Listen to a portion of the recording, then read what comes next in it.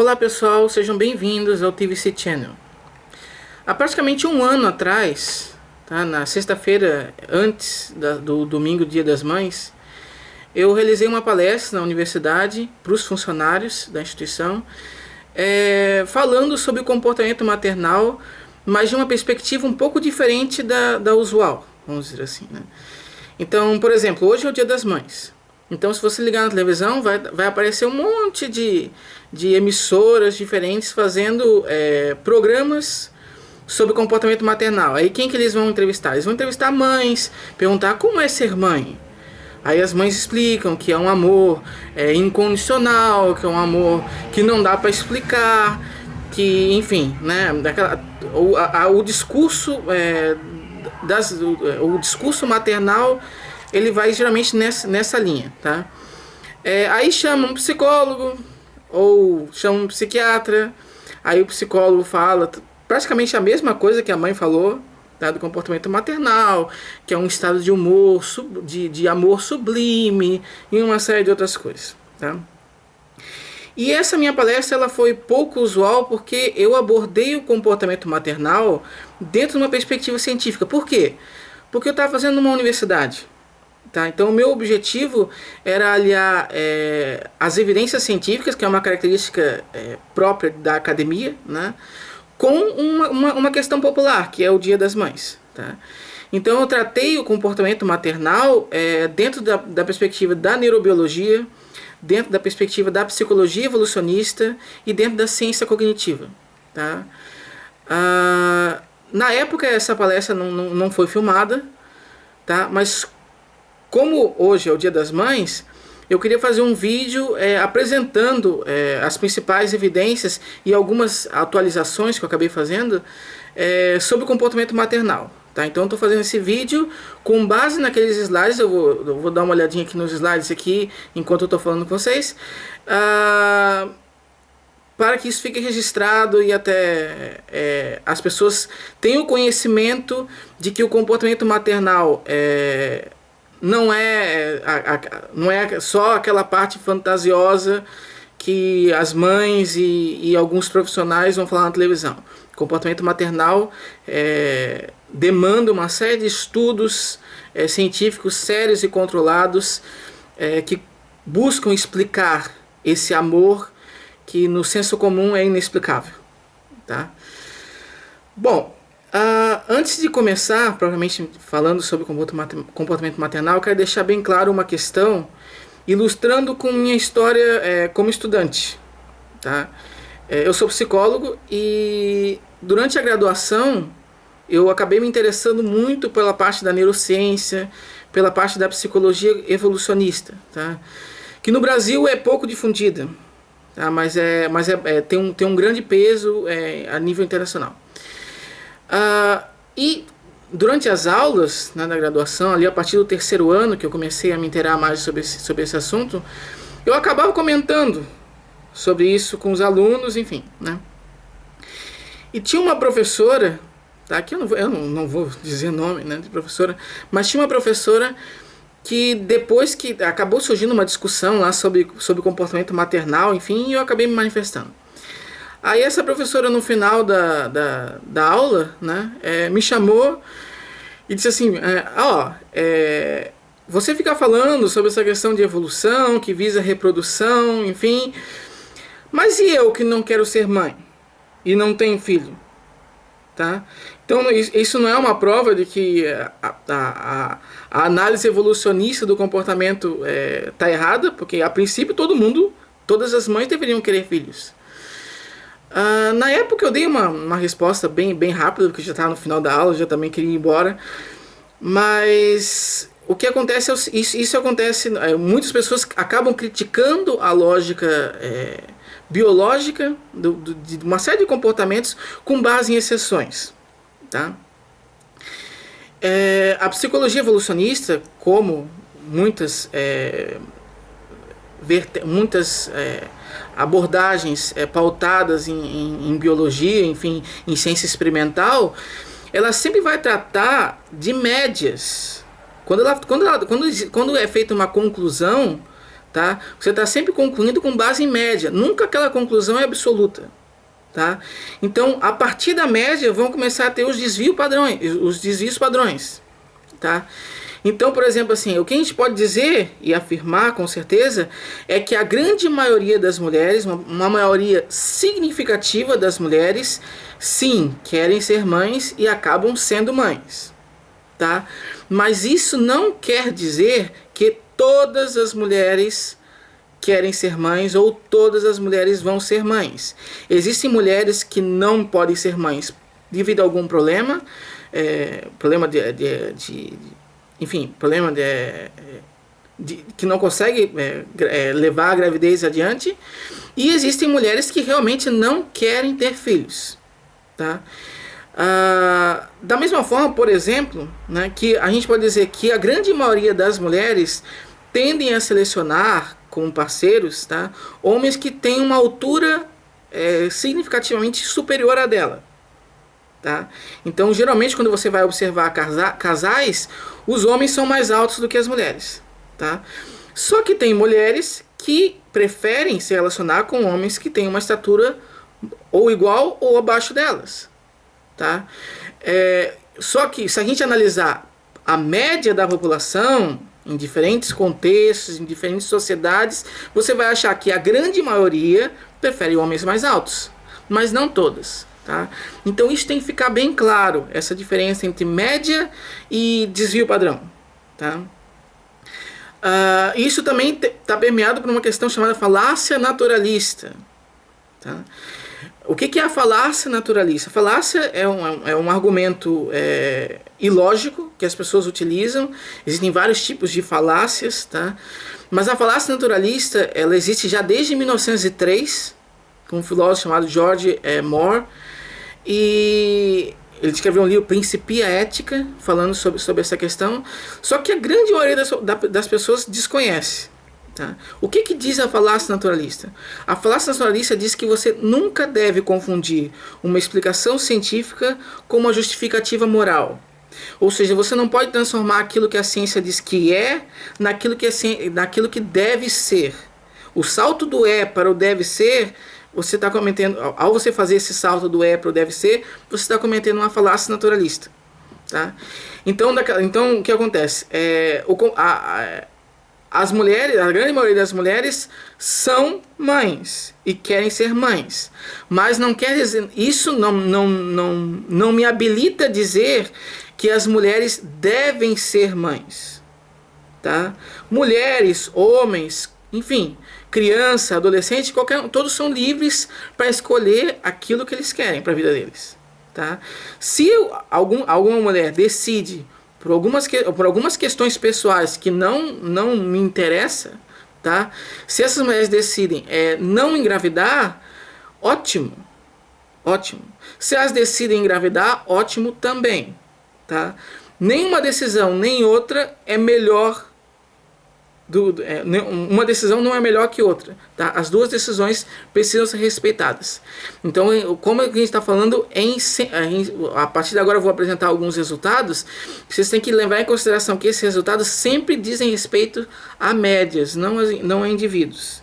Ou seja, sempre dizem respeito àquilo que a ciência mostra que é, e não aquilo que deve ser. Tá? Então, se você não quer ser mãe, não quer dizer que a psicologia evolucionista está equivocada. Tá? Se você não quer ser mãe é porque existem outras prioridades na sua vida que fez com que você não queira ser mãe. Ou você tem algum problema para engravidar. Tá? Mas a lógica evolucionista continua valendo. Uma outra questão, já para iniciar sobre o comportamento maternal, em 1971, na verdade foi lançado em 72, tá? Foi feito um livro em homenagem aos 100 anos da publicação do segundo mais famoso livro do Charles Darwin. Tá? Então o Charles Darwin tem A Origem das Espécies, que é o livro mais famoso dele, mas ele tem outros dois livros, também famosos, que é A Origem do Homem, Seleção Sexual e A Expressão das Emoções do Homem nos Animais.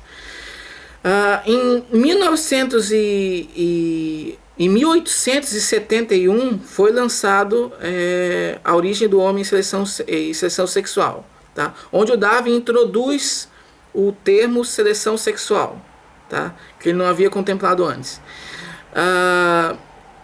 E daí, depois de 100 anos, um grupo de biólogos bastante reconhecidos, bastante eminentes e grandes ícones da biologia acabaram se reunindo para lançar um livro em homenagem a esse, tá? Falando sobre a mesma temática 100 anos depois do Darwin. Então, analisando como que a ciência evoluiu nesse sentido de seleção sexual. E nesse livro, talvez o principal de todos os capítulos seja o capítulo 7.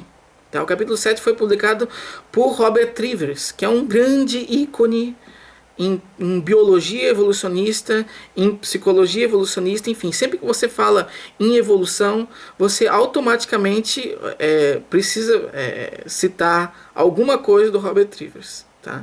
Ele foi o grande pai de duas grandes teorias relacionadas ao comportamento humano e de outros animais, que é a teoria do investimento parental e a teoria do altruísmo recíproco. Tá? O altruísmo recíproco não vamos comentar aqui, vamos comentar sobre o investimento parental. Tá? Só para vocês terem uma ideia, esse capítulo desse livro dele teve até hoje, tá? 7.716 citações. Ou seja, ele foi citado por 7.716 obras. Tá? Citação não é o número de citação não quer dizer necessariamente coisas. Você pode citar um artigo para criticar, tá? Só que nesse caso eu achei pertinente colocar esse valor numérico para mostrar que realmente é um artigo, mesmo que alguém vá criticar ele, é um artigo ele é um texto de muito impacto, tá? De muito reconhecimento científico. E o que diz essa teoria? Então, o nome do artigo é Parental Investment in Sexual Selection, o investimento parental e a seleção sexual. O que ele fala? O que é essa teoria do investimento parental? A teoria do investimento parental vai mostrar que pais e mães investem, em todo o reino animal, investem de formas diferentes nos filhos, ou na cria, né? Na prole, melhor dizendo. O investimento a nível biológico, tá, dos pais, por exemplo, aqui o pai que eu estou falando, o sexo masculino, praticamente muito insignificante. Praticamente, o pai só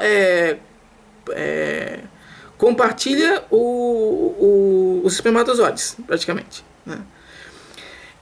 Quem vai ter todo o investimento fisiológico para gerar a criança, no caso do ser humano, né, durante 9 meses, tá?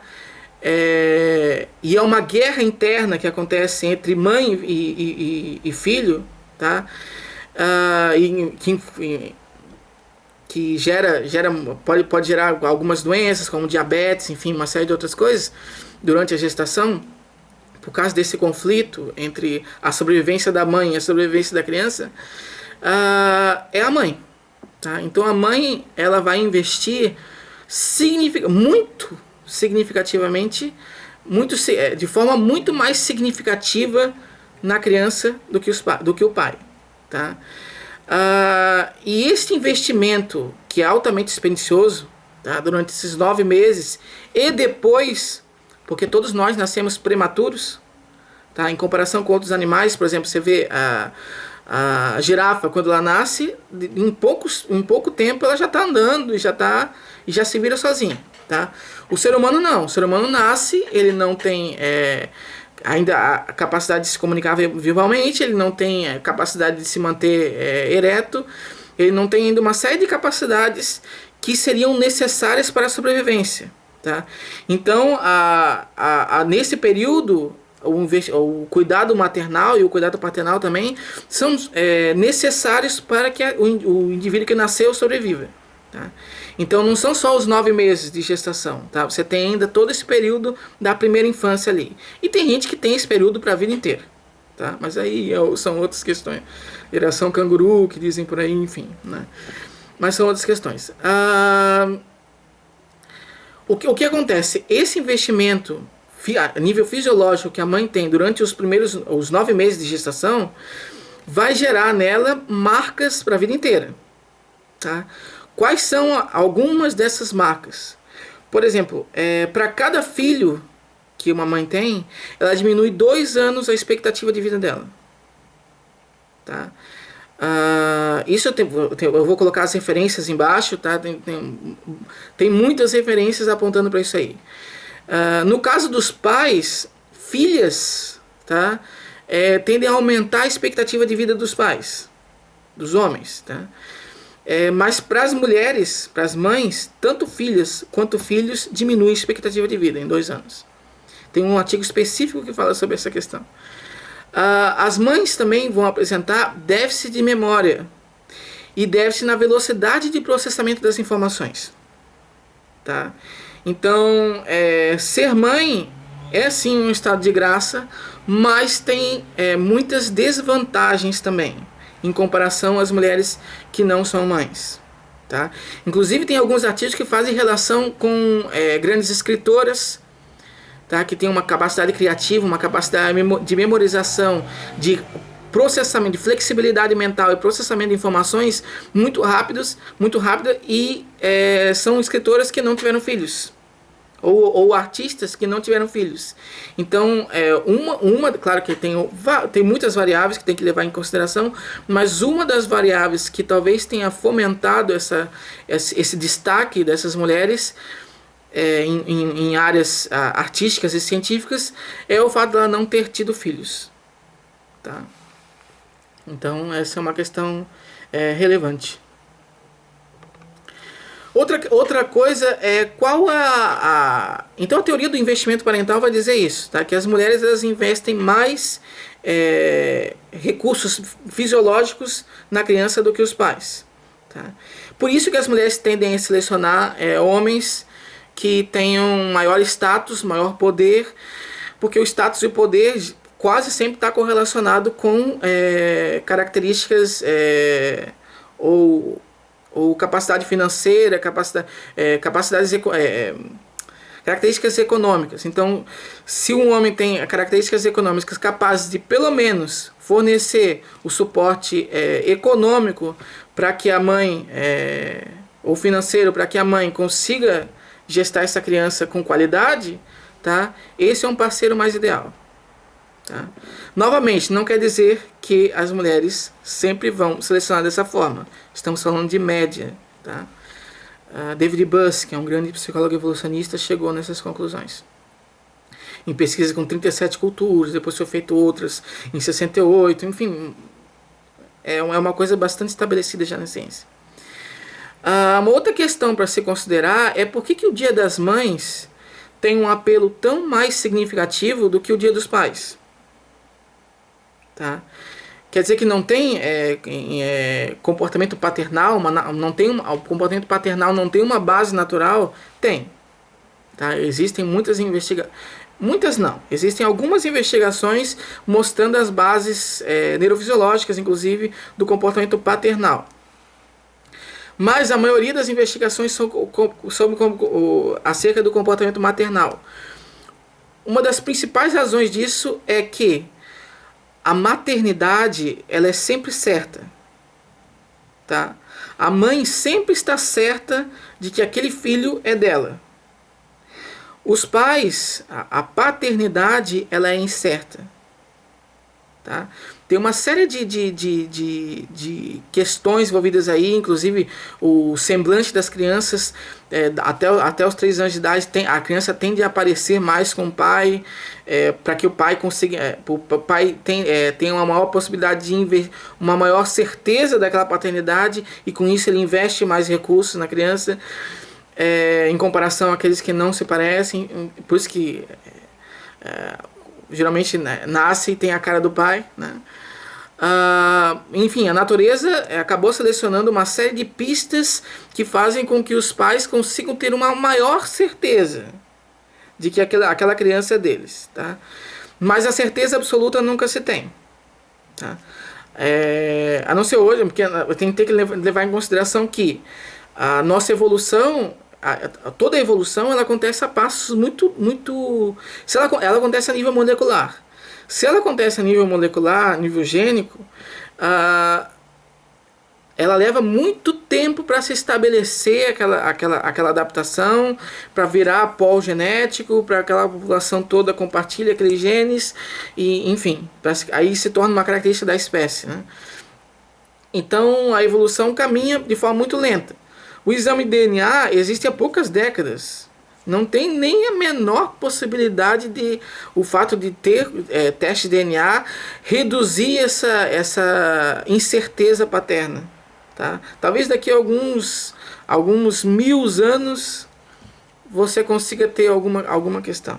Daqui a uns 10, 15, 20 mil anos. Tá? Se isso se manter. Né? Mas por enquanto não. Tá? Então é um fato cultural que aconteceu, uma evolução cultural, mas que nesse momento não teve nenhum tipo de impacto biológico e não conseguiu reestruturar essa circuitaria de dúvida que os pais têm. Tá? Então o amor maternal, que também a outra questão também, né, que hoje em dia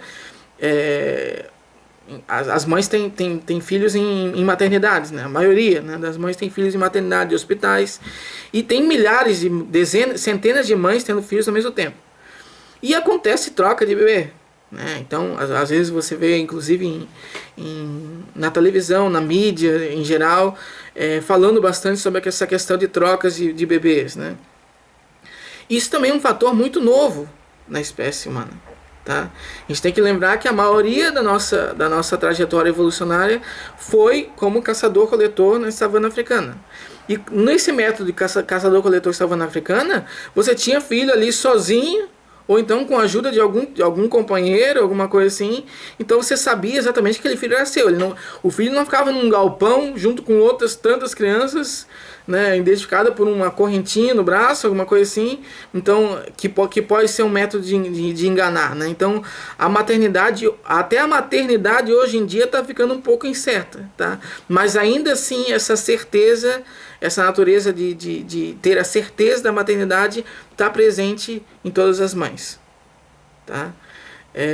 Por isso que quando acontece uma troca de bebês, as mães acabam não acreditando que trocou o bebê dela, porque ela acreditava que realmente aquela criança era dela. Tá? Então por essa questão, pelo fato do comportamento maternal ser mais certo, tá? É um dos principais fatores que faz com que o impacto social das mães seja superior ao impacto social dos pais. Isso quer dizer que pai não serve para nada? Absolutamente não. Tá? Os pais têm funções muito específicas e muito importantes na criação dos filhos, tá? E na proveção dos filhos. Mas as mães têm esse apelo emocional que muito provavelmente os pais nunca vão chegar a ter. Tá? Em função dessa certeza. Tá? Então é um amor extremamente autêntico, tanto na relação entre mãe e filho, quanto na relação entre filho e mãe, mas principalmente na relação mãe e filho. Filho e mãe às vezes tem alguns problemas. Tá. Mas o que acontece é que nas mesmas mulheres que não são mães, que a gente chama de mulheres nulíparas, tá? Que não tiveram filhos ainda, ela já tem na biologia, já tem um mecanismo específico no cérebro delas para identificar aquilo que a gente chama de esquema de bebê. Tá? Quem começou com essa ideia de esquema de bebê foi o Lawrence, tá? Que foi o prêmio Nobel e o pai da etologia. Né? E ele colocou essa questão do baby schema, que ele chamava de Kindschem Schema. Tá? Que é um nome alemão, acredito. E o que é esse esquema do bebê? Esse esquema, naquela época ele não existia, isso na década de 70, não existia tecnologia de neuroimagem da forma como a gente tem hoje, né, que a gente consegue identificar no cérebro. Então ele se baseava principalmente em estudos animais, com patos, né? Então quando o pato nascia, aquela primeira coisa que ele via, ele identificava como uma mãe, e a mãe identificava aquilo como um filho, né? E daí tendia a seguir e a cuidar daquilo ali. Então ele colocava que existiam traços neotênicos em algumas espécies. Tá? E esses traços neotênicos faziam com que pai ou mãe ou algum outro indivíduo não aparentado com ele tivesse uma maior vontade e uma maior motivação para cuidar. Esses traços são traços que inspiram cuidado em outras pessoas. Tá? Quais são os principais traços neotênicos? Tá? Está relacionado mais com face. Tá? Então, a face arredondada, pessoas que têm uma face arredondada, uma testa mais alta, os olhos grandes e nariz e boca pequeno, tá? Esse padrão de face, ele tende a ser um padrão de face que inspira cuidado em outras pessoas, ou até em outros animais, porque esse padrão é comum em outros exemplos do reino animal também, não só humano. E o que esse estudo de 2009, publicado na PNAS, que é uma revista de impacto significativo, tá, ele fez? Ele colocou mães que nunca tiveram, colocou mulheres que nunca tiveram filhos numa máquina de ressonância magnética, que é aquele tubo que a pessoa entra e que registra a ativação do cérebro ao vivo, vamos dizer assim. Então ela consegue mapear aquilo que fica ativo e desativa conforme você é submetido a determinados estímulos. E o que eles perceberam e quais eram os estímulos utilizados nessa pesquisa? Tá? Então tinha uma criança, ou várias crianças, né, mas uma criança, uma foto de um bebê, do rosto de um bebê. Então tinha o rosto original, e esse rosto era modificado por um programa de inteligência artificial que fazia o seguinte: ele tornava esse rosto mais neotênico ou menos neotênico. Então ele pegava aquele rosto daquela criança, daquele bebê, e aumentava a testa, aumentava os olhos, rebaixava, né, os olhos e aumentava, diminuía a boca, diminuía o nariz, enfim, arredondava um pouco mais a face. Eram mudanças sutis, mas que você consegue perceber. E a outra versão dessa criança era uma versão menos neotênica do que ela naturalmente era. Tá? Então assim você acabava tendo a original, a mais neotênica e a menos neotênica. Isso você mostrava para essas mulheres que nunca tiveram filhos na máquina de ressonância magnética. E o que eles observaram? Tá? A ativação do núcleo accumbens, que é uma das principais regiões relacionadas com o circuito de recompensa do nosso cérebro, que tem a ver com motivação, tem a ver com aprendizado, nesse caso específico com motivação, ficava significativamente mais ativo, tá? Quando essas mulheres viam a criança com traços mais neotênicos. Tá? E o que isso conclui? Conclui que aquilo que o Lorenz falava lá na década de 70, tá?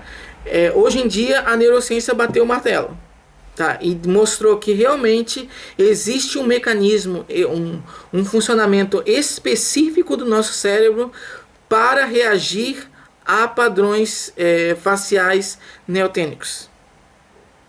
Tá? Isso em mulheres que não são mães. Tá?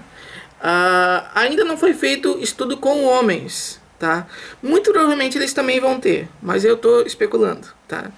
Vamos esperar até, em breve, acredito que vai ter estudos mais. Esse aqui foi de 2009, então talvez já deva estar saindo algum estudo com homens, né? E investigando essa questão. Tá, mas aí essas mulheres foi provado que as mulheres, pelo menos, né, até a gente sabe, já tem esse padrão instintivo para reagir a crianças com esses padrões neotênicos de rosto. Mas e as mulheres que são mães? Elas respondem da mesma forma que aquelas que não são mães a um padrão da criança? A resposta é não. Tá? Tanto durante a gestação quanto no período após a gestação, o cérebro das mulheres modifica. Tá? A gestação ela envolve tantos hormônios, depois também esses hormônios continuam ativando eram hormônios que são hormônios que são produzidos numa quantidade muito maior do que o natural, que provocam uma série de alterações no volume dos neurônios. Não é que as mulheres vão ter mais neurônios, tá? É o volume deles. O crescimento do neuronal fica mais evidente, tá? E aonde, então, foi feita uma investigação, publicada em 2010, na Behavioral Neuroscience, dessa plasticidade cerebral durante, num período de... Vou explicar como é que foi feito, tá? Então eles verificaram por técnicas de neuroimagem o volume dos neurônios das mulheres quando elas estavam com 4 semanas depois do parto. Tá? Então passou a gestação, a criança nasceu, 4 semanas depois eles registravam esse número esse volume dos corpos neuronais dela. Depois de 4 meses, tá? Então quando ela estava no 4º mês depois da gestação, quando a criança tinha 4 meses, aquelas mesmas mulheres eram submetidas à mesma técnica de imagem cerebral, para verificar aquilo que tinha modificado e aquilo que não tinha modificado. E o que eles encontraram com isso? Tá? Eles encontraram que os corpos neuronais do córtex pré-frontal, que é essa área mais bem na testa, aqui, no cérebro, né, mas na testa, estavam maiores, tá? Então os neurônios estavam maiores ali, significativamente maiores. Um neurônio maior, ele consegue fazer mais sinapse, ele consegue fazer mais conexão, ele fica mais funcionante. E em outras regiões acontecia o mesmo fenômeno, por exemplo, o hipotálamo, a substância nigra e a amígdala, tá? Todas essas regiões estão envolvidas com a responsividade da mãe com a criança. Tá? Então, as mães, quando elas são mães, as mulheres, quando se tornam mães, elas adaptam o cérebro delas, tá? Para ser mães, para conseguir executar a tarefa de ser mãe. Tá? Uma outra questão, né? Será que as mães elas diferenciam uma mesma criança, aquele que é o seu filho, de outras crianças que têm a mesma idade? Tá? E a resposta também é sim. Tá? Então, numa outra investigação, foi feito o seguinte: aquelas que eram mães, tá? Com 18 meses, ou seja, a criança tinha 18 meses, elas entravam na ressonância magnética, na máquina de ressonância magnética, e era apresentada para elas a foto do filho de 18 meses. Perdão, não é 18 meses, essa questão a criança já era, o filho já era criança, tá? Então na idade ali de 7 a 8 anos. Eu me confundi, tá? Então apresentada a imagem do filho de 7 a 8 anos. Depois, na sequência, era apresentada a imagem de um amigo desse filho, que tinha a mesma idade, ou seja, uma outra criança, né? Mas que a mãe conhecia. Depois era apresentada uma imagem de uma criança desconhecida. E por último era apresentada a imagem de um adulto desconhecido. Essas imagens do amigo, da criança desconhecida e do adulto desconhecido servia para mostrar aquilo que era diferente e específico da imagem do filho dela. Tá? Então, com base nessa ativação diante de diferentes estímulos, você consegue ver aquilo que é específico de uma coisa e aquilo que é comum a todas elas. Tá? E o que eles observaram que foi específico para o filho dela? Aquela criança de 7, 6 anos. Tá? A amígdala, a ínsula e o córtex paracingulado anterior. Tá? E também tem o sulco temporal superior e posterior. Tá? Essas regiões ficaram mais ativas quando a mãe observa a sua criança. Tá? Então as mães elas conseguem diferenciar, discriminar aquilo que é o filho dela e aquilo que não é filho dela. Você vai dizer assim, mas isso é óbvio, qualquer mãe sabe disso, né? Sim, mas agora a gente consegue identificar qual é o mecanismo neuronal envolvido nesse processo. Tá? Isso tem implicações clínicas, inclusive. tá? Porque tem mães que não conseguem fazer esse tipo de avaliação corretamente. Então, se você mapeia como que funciona, você consegue resolver quando aquilo não funciona, tá? Através de desenvolvimento de medicações específicas para agir naquele circuito. Por isso que essas pesquisas são tão importantes, apesar de muitas delas serem óbvias no senso comum, tá? Agora tem uma outra investigação, estudou uma outra pesquisa, investigou como é que ocorre a comunicação entre as mães e o filho durante o primeiro ano de vida. Porque no primeiro ano de vida a criança não sabe falar, tá? Então ela se comunica apenas a partir de sinais de pistas não verbais, de expressões faciais, enfim, e choro, né? Então o que eles perceberam? Eles perceberam que o sistema de neurônios espelhos são tipos de neurônios que nós temos em várias regiões do nosso cérebro, espalhados pelo nosso cérebro, e que são neurônios que têm propriedade de imitar no nosso cérebro aquilo que a gente observa em outras pessoas.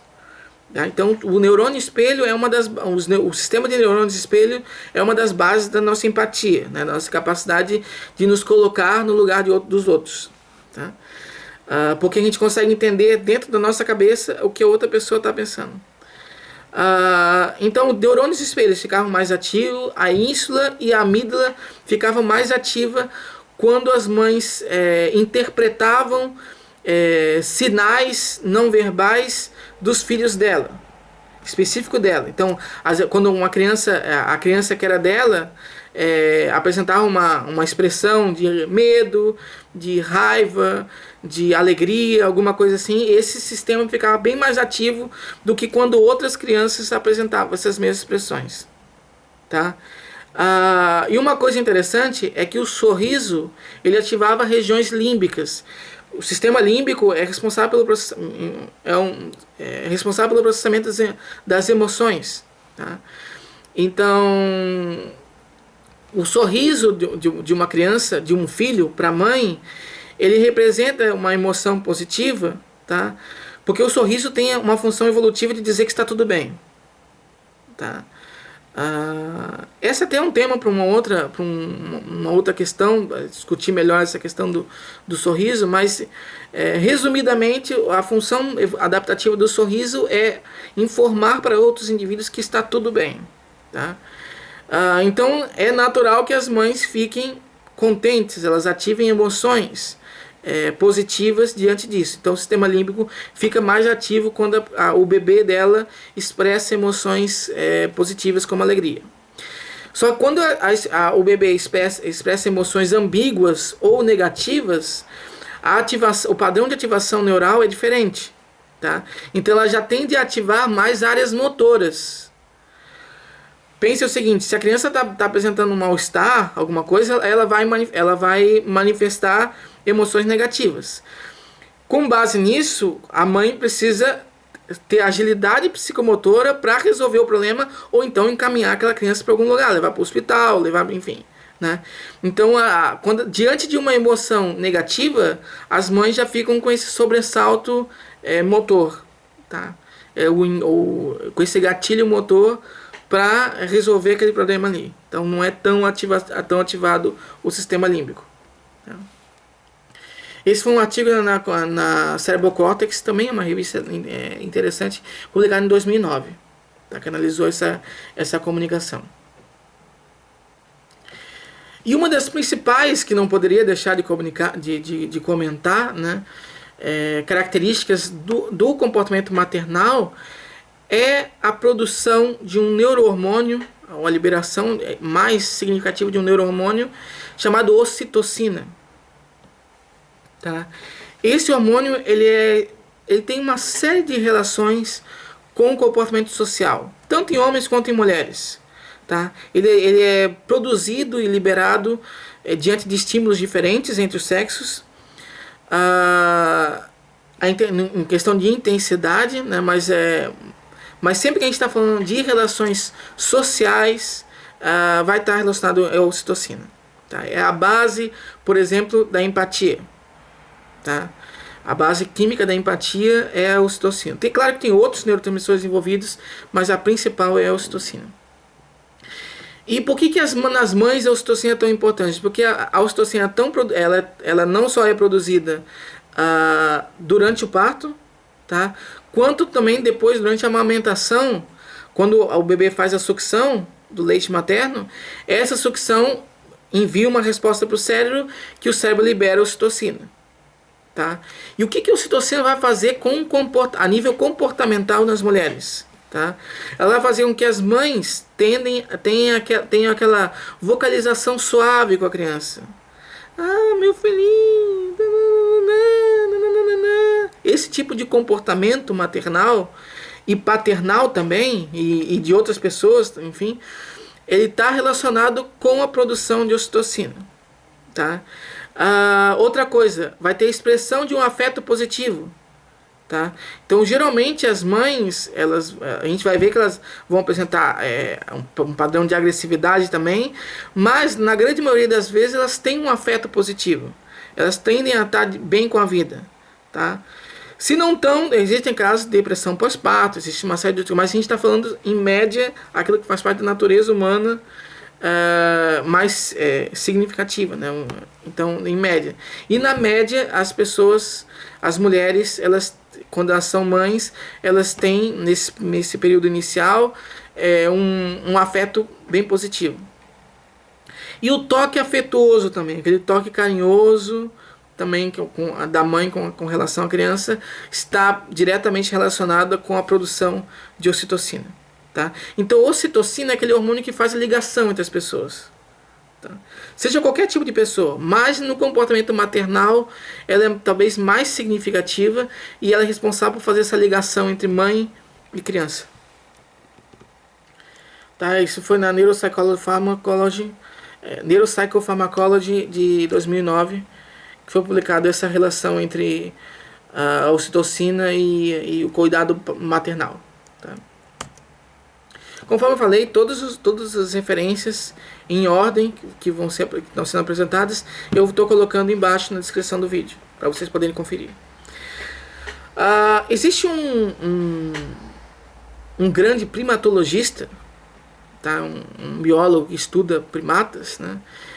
Muito famoso, tá? Chamado Frans de Waal, que ele lançou um livro em 2010, que foi traduzido aqui no Brasil em 2010, mas é em 2009, chamado A Era da Empatia. Tá? E nesse livro ele coloca uma hipótese até interessante, não é totalmente aceita, tá? Mas é uma hipótese bem lógica, de que a empatia, a nossa capacidade empática, né, aquilo que faz com que a gente se coloque no lugar da outra pessoa e sinta e perceba o que aquela outra pessoa está sentindo e percebendo, que é a base dos nossos relacionamentos, de todo tipo de relacionamento. Então essa capacidade empática, ela evoluiu graças à necessidade de um comportamento maternal mais expressivo, vamos dizer assim. Então, por exemplo, como foi comentado antes, primeiro ano de vida, a criança, o bebê, ainda não consegue manifestar verbalmente aquilo que está acontecendo com ele. Então ele vai se manifestar de duas formas: ou através do som do choro, tá? Que existem as mães também conseguem identificar. Se você perguntar para as mães, elas vão dizer que sabem quando a criança está chorando por fome, por uma outra razão. Enfim, ela consegue identificar o sentido daquele choro, tá? Mas isso requer uma interpretação. Isso requer você se colocar no lugar da pessoa, do bebê no caso, e entender o que aquele bebê quer dizer com aquele choro, tá? Ou expressões faciais que também a criança vai fazer, né? Igual foi comentado, né? Tristeza, de alegria, enfim. Então, em função da espécie humana ter essa necessidade de cuidado maternal mais ativa, porque nós nascemos prematuros, igual foi comentado, né? Isso tem a ver com a capacidade de andar ereto, enfim, que reduziu a, a capacidade de nascer, de desenvolver o cérebro necessário, o volume cerebral necessário para nascer, né?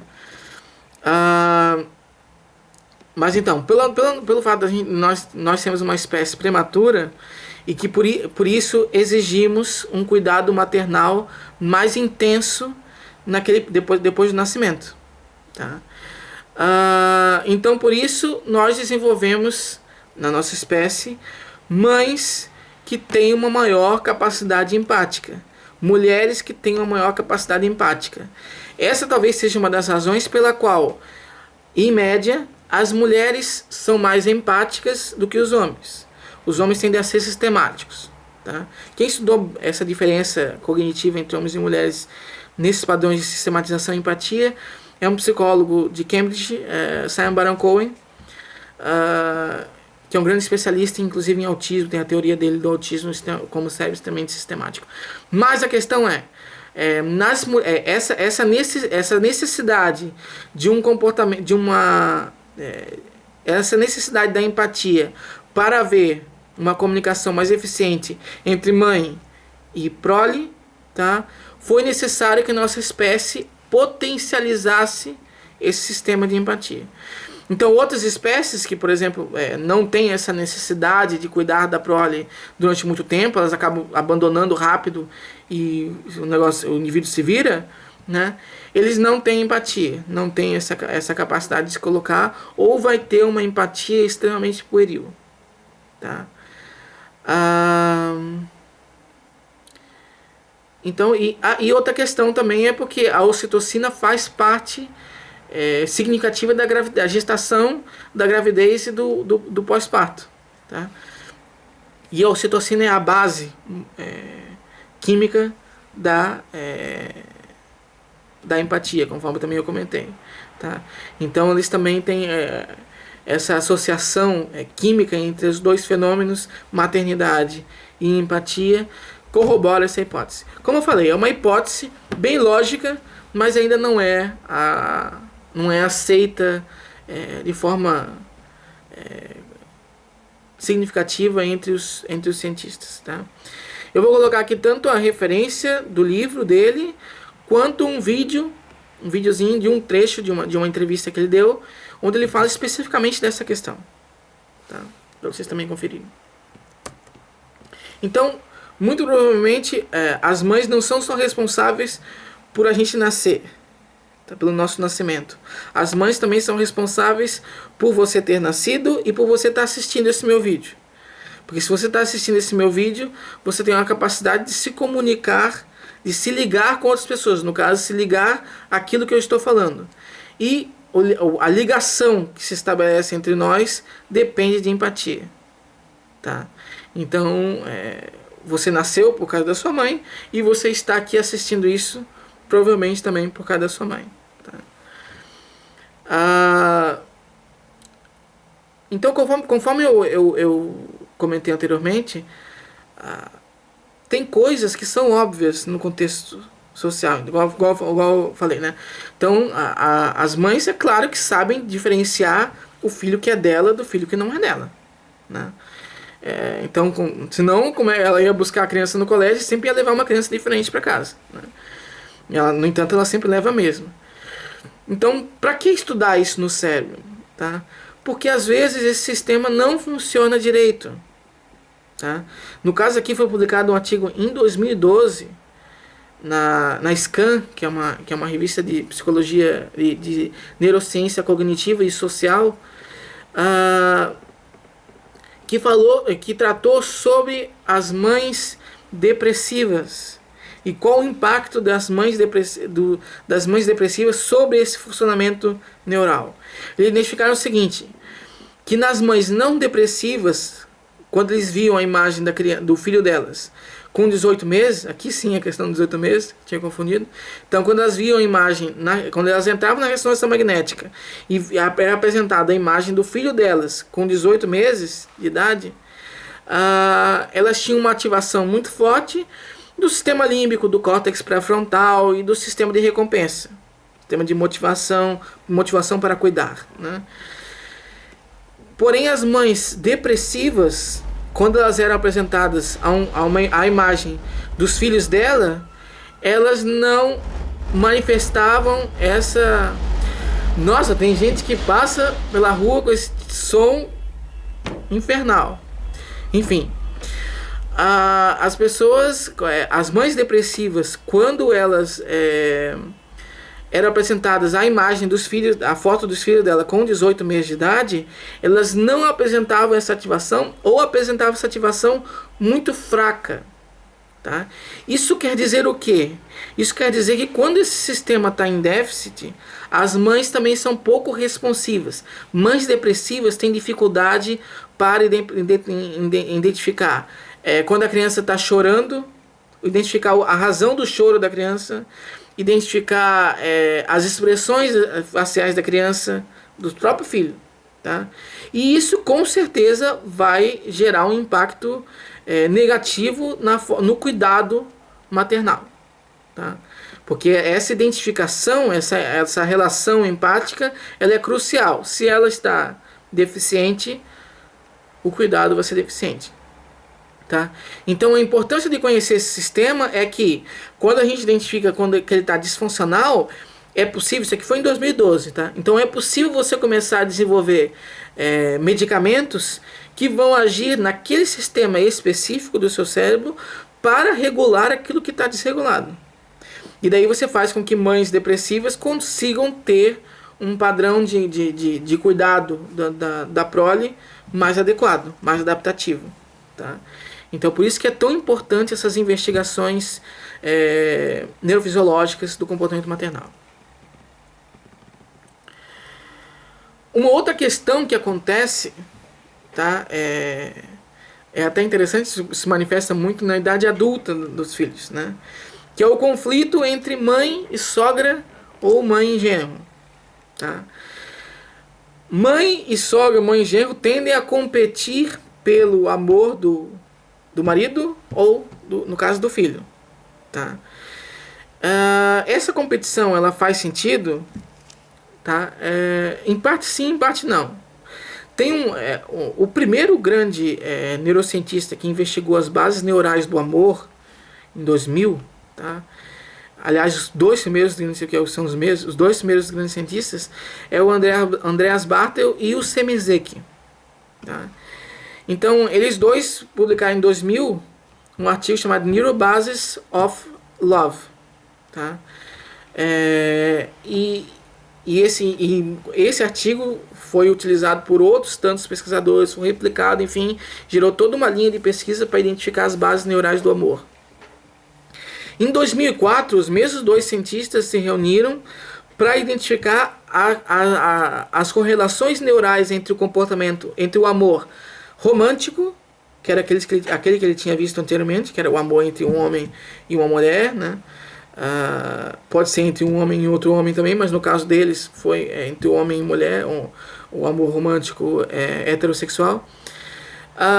Então eles em 2004, 4 anos depois, eles se reuniram para analisar a relação entre o amor maternal e o amor romântico.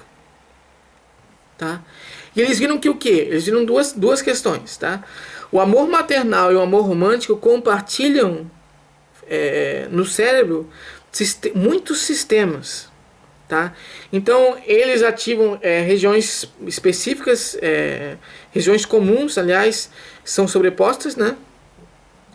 E eles também desativam algumas regiões em comum. Tá?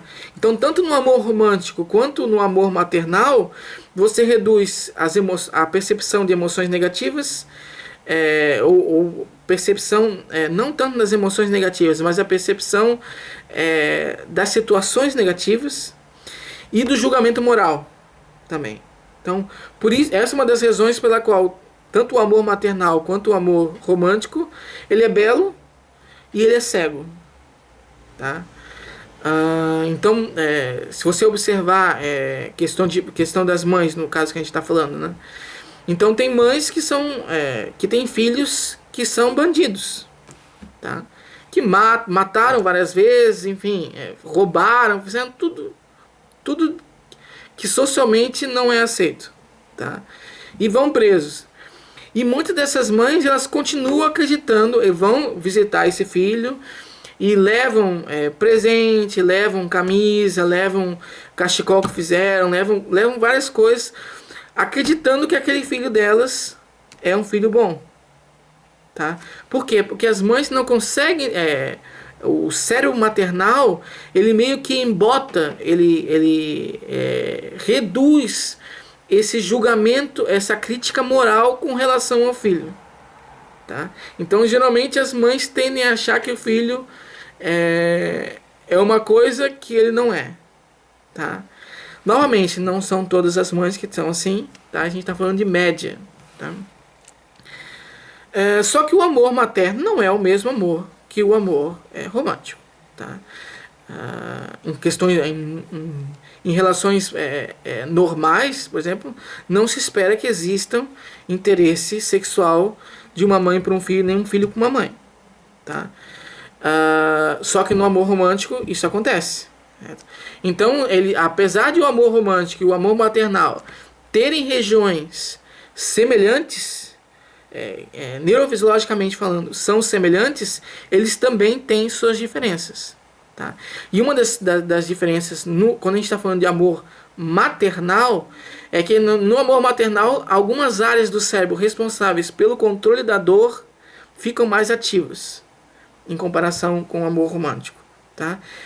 Essa ativação do controle da dor, uma hipótese é que ela está relacionada com a modulação da dor durante o parto.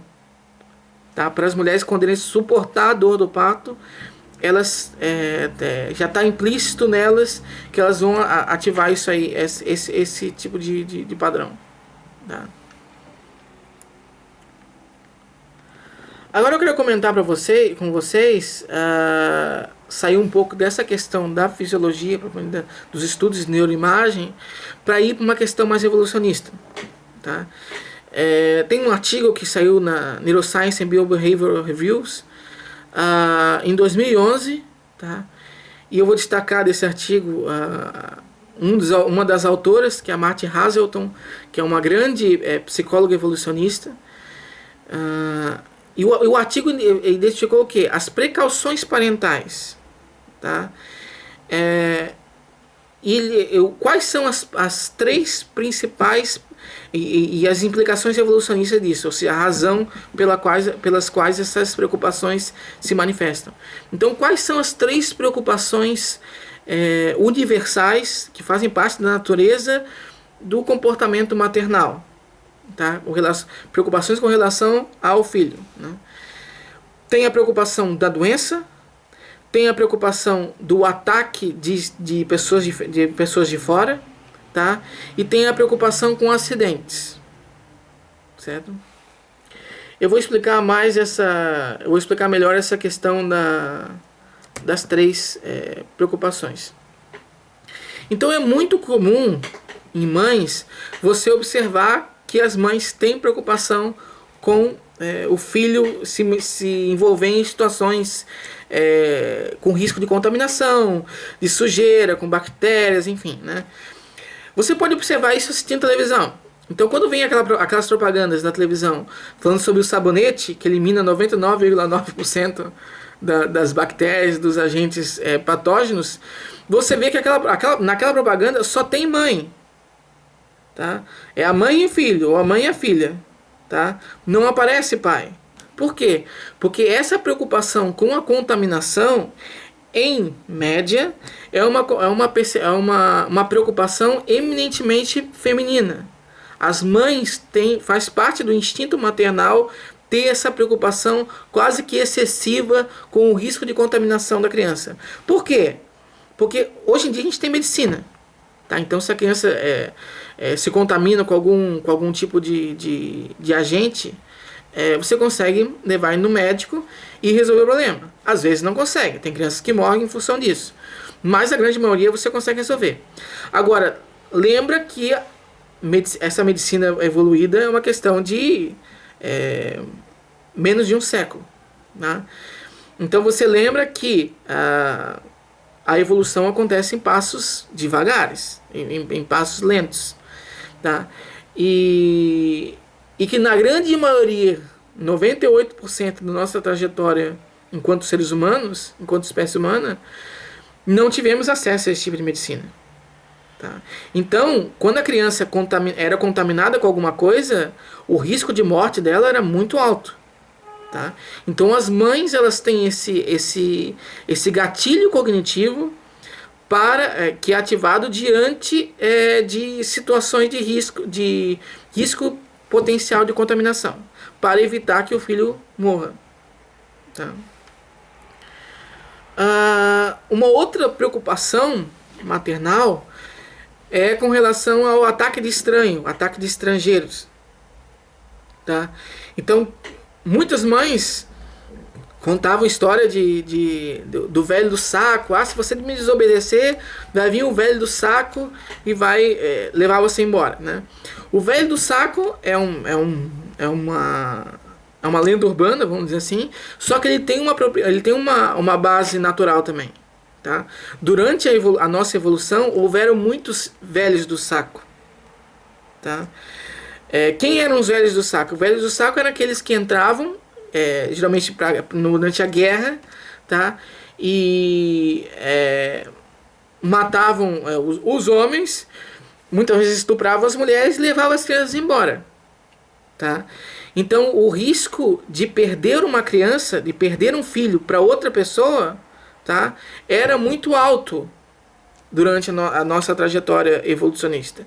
Tá? Então, as mulheres e as mães, elas têm realmente, faz parte da natureza maternal, ter essa preocupação em perder o filho para um estranho. Tá? Geralmente para um estrangeiro, né? Para um estranho. Tá? Essa questão do estrangeiro, da xenofobia, do ostracismo, enfim, é uma questão também à parte, talvez mereça um outro vídeo, mas aqui estou comentando essa questão mais pontual. Tá? Então, realmente, o risco de você ter um filho sequestrado ou um filho maltratado por outras pessoas é muito alto, sempre foi muito alto, continua sendo, tá? E por isso as mães têm essa preocupação, certo? E a última grande preocupação maternal é com relação ao acidente. Tá?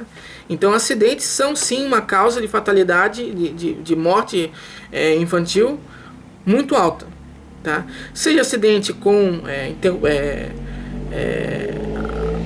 a tomada, seja acidente de quedas, seja acidente de uma série de outras coisas. Tá? De ingerir alimentos ou produtos que não deveriam ser ingeridos e acaba engasgando a criança, enfim.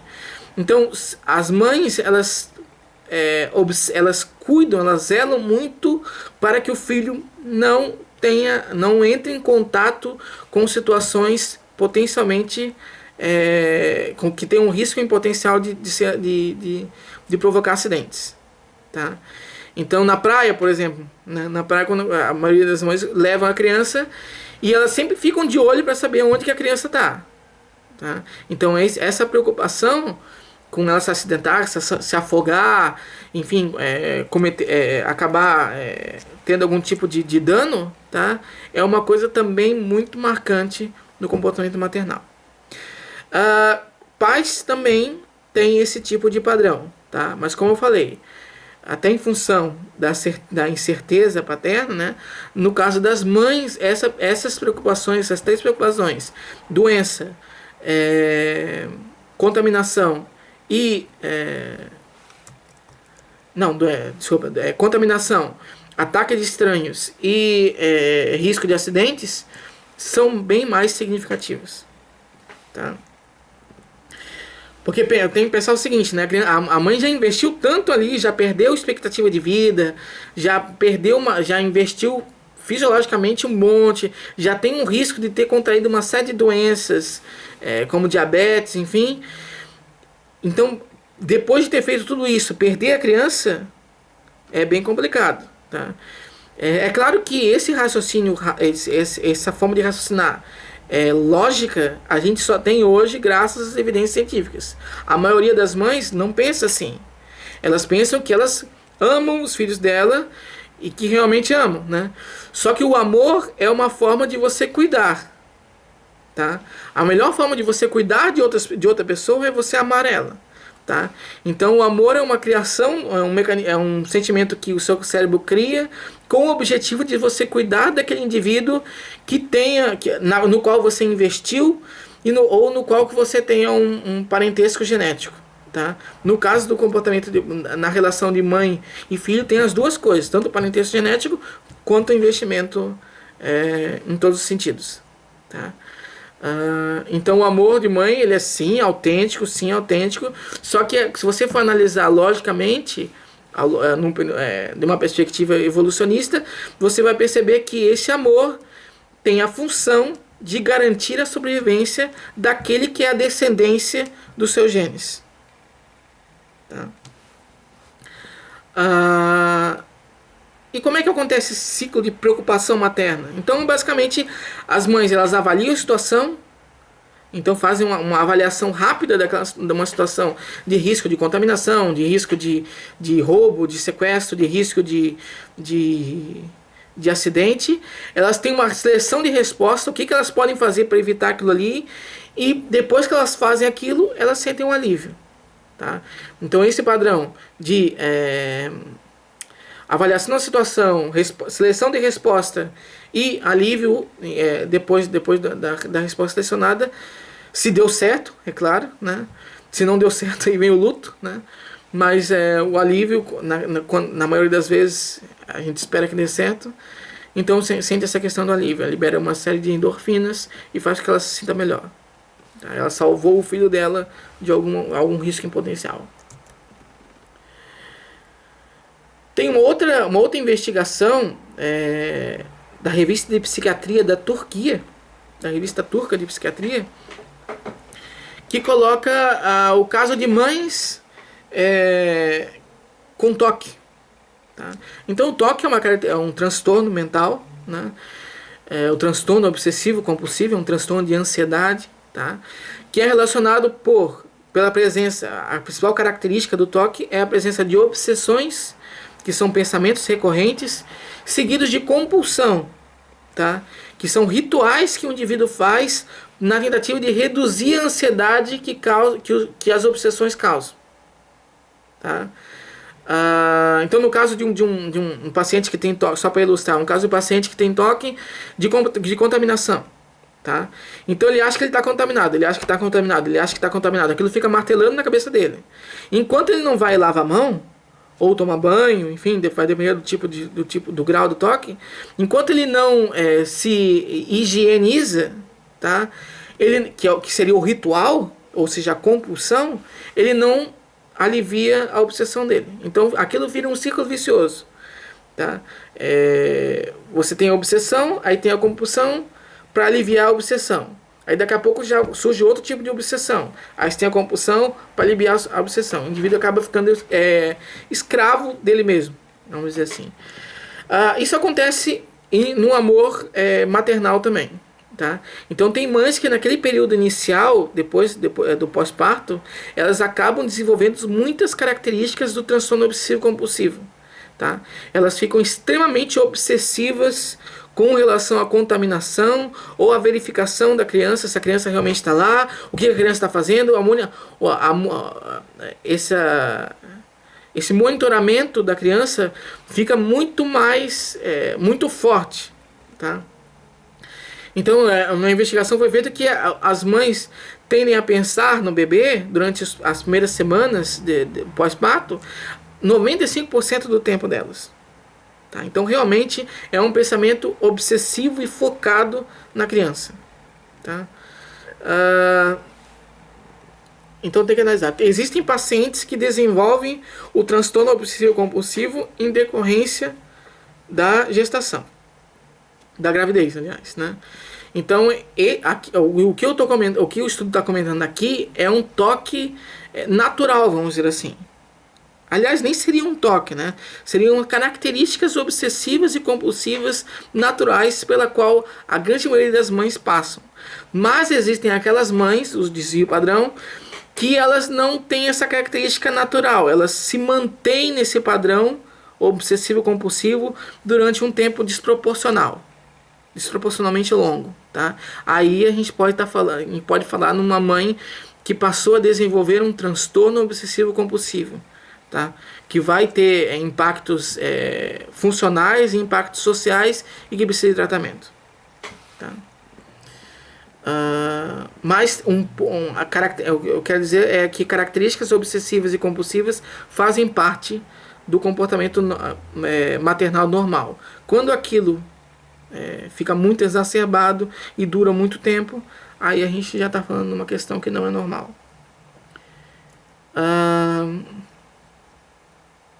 Para finalizar, eu quero comentar um pouco sobre a agressividade materna.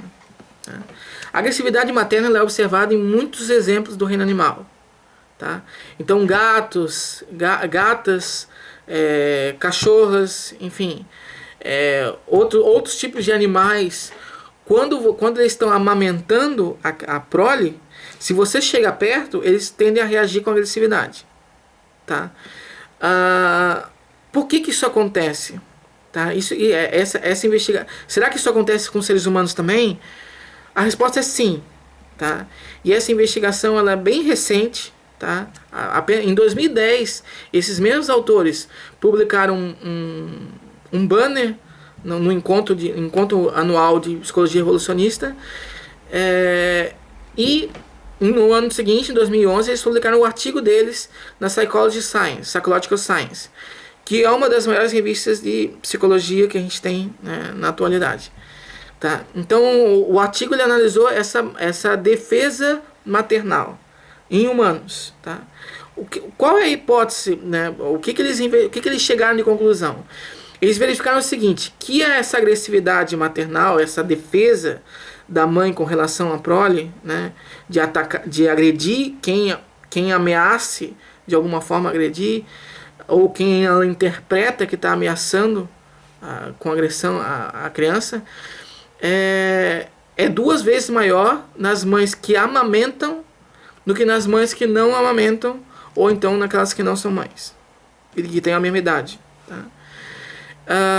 Então existe uma relação, e isso não só observado não só em seres humanos, mas também em outros animais. Tá? Essa agressividade ela está presente no momento em que ela está amamentando, no período de amamentação. Tá? E nos humanos também. Então é 2 vezes maior. As mães que amamentam têm 2 vezes maior probabilidade de reagir com agressividade quando elas interpretam que há um risco com relação à criança, ou que alguém está oferecendo um risco naquela criança. E o que acontece? Tá? A lactação, a amamentação, né, ela, como eu já expliquei, quando o bebê faz a sucção, a mãe libera níveis altos de ocitocina. Tá? Esses níveis altos de ocitocina fazem com que o medo fique reduzido. Você reduz o medo. E o medo é um dos principais freios da agressividade. Tá? Muitas vezes nós não somos agressivos no cotidiano porque nós temos medo de ser punido de alguma forma. Então, seja punido pela outra pessoa, porque vai apanhar, seja ser punido por polícia, seja ser punido judicialmente, enfim. Então, um dos principais fatores que faz com que a gente desista de manifestar comportamentos agressivos é o medo envolvido naquele processo. Se você reduz o medo, você diminui esse freio da agressividade. Tá? Então, o que se pode dizer é o seguinte, tá? A ocitocina elevada em função da sucção do leite, tá? Faz com que a mãe fique com que a mãe reduza o medo de ser agressiva. Então a agressividade dela se aflora, fica mais aflorada do que o normal. Tá? Só que essa agressividade, isso é importante deixar bem claro, não é uma agressividade geral. Tá? Não é que ela vai ser agressiva diante de qualquer tipo de estímulo. As mães vão ser agressivas diante apenas do estímulo, de uma situação que envolva risco para o filhote, no caso o bebê. Tá? Então, é claro, é uma pesquisa pioneira ainda, precisa de corroborações ainda, mas que tem uma lógica bem interessante, né? E vamos ver o que o futuro vai demonstrar sobre isso. Tá? Então, o que a gente pode concluir é que existe sim também essa agressividade maternal em humanos, tá? Não só em outros animais do reino animal. Bom, então para finalizar, né, pode dizer o seguinte, né, que nem toda mulher deve ser mãe. Tá? As mulheres, elas escolhem de acordo com as suas prioridades, tá? Elas têm total liberdade para escolher se vão querer ser mães, se não vão querer ser mãe. A humanidade nunca vai se extinguir por essa razão, porque a quantidade de mulheres que são mães é tão superior àquelas que não são, por uma decisão ou mesmo por uma disfunção orgânica, que não corre nenhum tipo de risco de você diminuir a população, de você extinguir a população porque você não vai ser mãe. Tá? Então, ser ou não ser mãe, assim como ser ou não ser pai, é uma decisão pessoal. Tá? As mães, elas investem muito mais recursos biológicos na criação dos filhos do que os pais. Tá? Igual eu falei, o pai que ele vai investir em termos biológicos apenas com o espermatozoide. Tá? A mãe tem o óvulo, que é mais dispendicioso, e ainda tem todo o período gestacional e todo o período pós-gestacional também. Porque o que acontece muitas vezes são mães solteiras. Tá? Então os pais, eles tendem a você observar a incidência de abandono, né? Os pais, eles têm essa maior facilidade, vamos dizer assim, de abandonar a mãe com o filho do que a mãe abandonar o filho com o pai. Tá? Então a mãe não só ela investe recursos durante a gestação, quanto depois da gestação também. A mãe é feita de padrão instintivos, igual comentei, né? Aquela primeira questão lá das mulheres que nunca tiveram filhos e que tem esse padrão de responder a características neotênicas, tá? Isso já faz parte da natureza feminina. E também são moldadas pela gestação em período pós-parto. Então, aqui diz respeito a outra investigação, né, que verificou que durante a gestação e nos períodos depois do parto, o cérebro das mulheres muda para se adaptar à maternidade. Então, a maternidade é feita tanto por um mecanismo instintivo pré-existente, como também modificada por um mecanismo de neuroplasticidade para se adaptar à nova função, a função de mãe. Outra questão, né, que a saúde das mães, ela precisa ser levada muito a sério, tá? Principalmente a saúde mental, tá? Porque, como foi comentado, mães com depressão, elas são hiporresponsivas, elas respondem menos aos sinais dos filhos, e isso faz com que elas exerçam um cuidado de pior qualidade, tá? Isso vai ser ruim tanto para elas quanto para a criança. Tá? Então é muito importante cuidar da saúde das mães. Tá? É muito importante cuidar da saúde de qualquer pessoa. Tá? Mas aqui específico, as mães têm que ter esse cuidado mais especial, vamos dizer assim. Uma lição de moral, podemos considerar, né? Que mãe é aquela que se arriscou a perder anos de qualidade de vida. Cada filho diminui 2 anos de expectativa de vida, diminuir funções cognitivas de atenção e memória, desenvolver transtornos mentais, não só como depressão, toque, mas não só transtornos mentais, como também diabetes e uma série de outras coisas, para que a gente pudesse nascer. Tá? E conhecendo mais a fisiologia do comportamento maternal, a gente também consegue valorizar mais as nossas mães. Tá? Quando a gente tem esse conhecimento de que as mães têm toda essa base biológica tá? Toda essa base evolucionista, a gente acaba valorizando ainda mais do que a gente valorizava apenas com informações do senso comum, tá? Esse inclusive foi o objetivo desse meu vídeo, tá? Para conscientizar as pessoas desse lado científico do comportamento maternal, tá? Bom, eu quero deixar então um beijo especial, né, para minha mãe, Vânia, tá? Que é realmente uma pessoa muito especial, e para todas as outras mães, e talvez dentre todas as outras mães, um pouco mais especial para as mães das pessoas que eu muito estimo, que me são muito caras, né? Porque graças a essas mães que essas pessoas da minha estima existem, tá? Então, feliz Dia das Mães, né? Dia das Mães, a reverência às mães é uma coisa que deve acontecer, ou pelo menos aqui eu já estou entrando com uma parte mais moralista, talvez, né?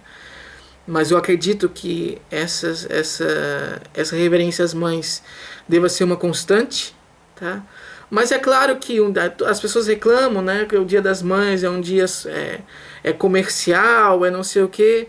Mas é importante, às vezes, a gente dedicar um dia para todo mundo se reunir e refletir sobre esta figura, que é a mãe, tá?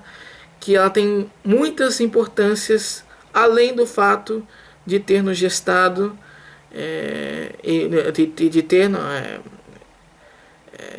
optado por ser mãe, mesmo em detrimento de uma série de outras coisas, que até elas não tinham, vamos dizer assim, não tinham consciência disso. Hoje em dia a ciência está mostrando que tem esses prejuízos, né?